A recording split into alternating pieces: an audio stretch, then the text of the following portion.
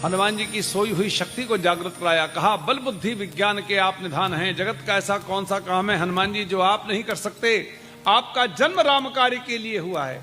हनुमान जी को बाकी कुछ नहीं सुनाई दिया, केवल एक लाइन सुनाई दी, मेरा जन्म राम कार्य के लिए हुआ है। हनुमान जी समुद्र के तट पर खड़े हो गए। हनुमान जी का शरीर बढ़ने लगा, ऐसा लगा समुद्र के तट पर मानो कोई सोने का पर्वत खड़ा हो गया हो। बार बार हनुमान जी गर्जना करने लगे, ऐसा लगने लगा 100 योजन के समुद्र को श्री हनुमान जी पी जाएंगे। और जामवंत जी को कहा आप आज्ञा करो तो रावण को सेना सहित मार करके पूरी त्रिकूट उखाड़ करके यहीं ले आता हूं, फिर ढूंढ लेना मां जानकी कहां बैठी है। ये सारे काम मैं अकेले कर सकता हूं जामवंत जी, लेकिन आप मेरे गुरु हैं, आपने मेरी सोई हुई शक्ति को जागृत किया है, इसलिए आप मुझे उचित सिखावन दो। मुझे करना क्या है? जामवंत मैं पूछो तो ही उचित सिखावन दीजहु मोहि। क्यों पूछा ये? क्योंकि व्यक्ति के जीवन में जब बल बहुत आ जाता है, बल कोई भी हो, बुद्धि का बल, विद्या का बल, धन का बल, पद का बल, प्रतिष्ठा का बल, शरीर का बल, भक्ति का बल, तब व्यक्ति अपनी मर्यादाएं भूल जाता है, वो अपने आप को भगवान समझना शुरू कर देता है।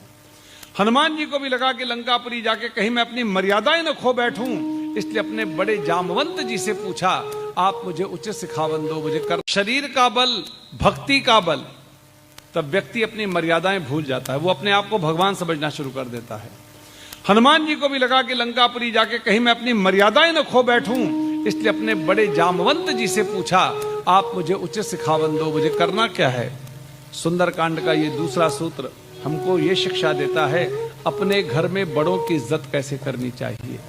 जीवन का कोई भी निर्णय करने जाओ तो अपने घर में बड़ों से पूछो मैं ये करना चाहता हूं, आपकी क्या राय है। युवानों के पास डिग्रियां हो सकती हैं, डिग्री आप कहीं से भी ले सकते हैं, डिग्री से नौकरी की जाती है, बिजनेस किए जाते हैं, जीवन नहीं चलता है।